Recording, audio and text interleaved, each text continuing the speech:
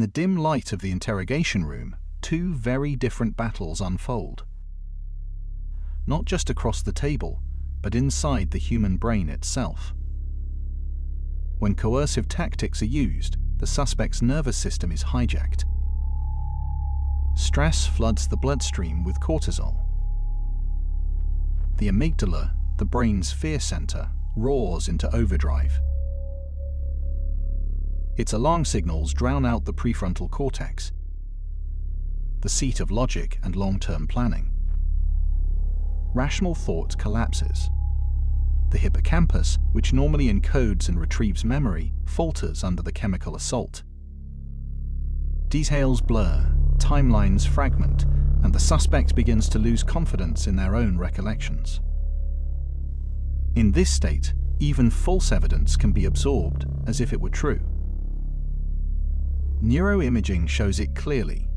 During coercion, amygdala activation spikes, while hippocampal and prefrontal activity sink. The survival circuits take control, and compliance, whether true or false, becomes the path of least resistance. Sleep deprivation compounds the effect. After 24 hours without rest, the dorsolateral prefrontal cortex weakens dramatically, leaving the emotional brain unchecked. The amygdala becomes hypersensitive, reacting wildly to threat. Connectivity between the reasoning circuits and the fear circuits breaks down. The suspect's internal balance shifts. Emotion rules, reason yields. At this point, a confession can feel like escape, regardless of accuracy. But interrogation does not always lean on fear. In another approach, rapport becomes the weapon. A calm tone, a cup of water, a sympathetic nod, these trigger the release of oxytocin, the bonding hormone.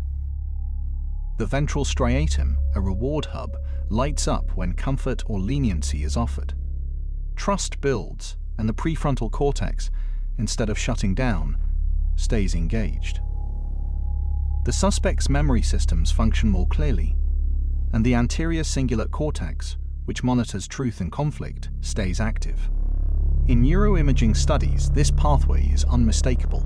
Rapport-based approaches light up the striatum and prefrontal regions associated with cooperation, producing fuller, more accurate disclosures. The same split emerges in the study of false memories. Suggestive questioning activates the parietal cortex, generating feelings of familiarity even for events that never happened. The hippocampus struggles to tell truth from fabrication. Under fatigue or intimidation, the anterior cingulate's conflict signal is too weak to resist the authority of the interrogator. A false memory takes root, and the suspect may confess sincerely to something they did not do. Juveniles are especially vulnerable.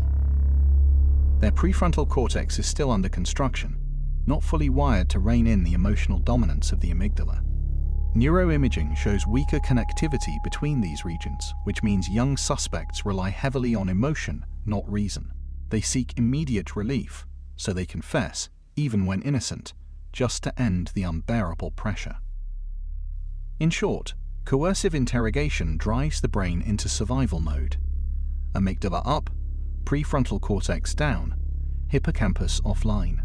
Rapport-based interrogation steers it into social mode. Oxytocin up, striatum engaged, prefrontal cortex active. One produces compliance, the other accuracy. One reshapes memory, the other preserves it. Inside every interrogation, the real contest is not between interrogator and suspect. It is between the circuits of fear and the circuits of trust, between survival and cooperation. Here at Human Psychology Lens, we break down the patterns that shape behavior and expose the tactics people use to influence and control. If you found this breakdown useful, subscribe and join us. We upload 3 to 5 new videos every week, each one peeling back another layer of how the mind really works. Don't just watch the game being played, learn how it's played and how to win.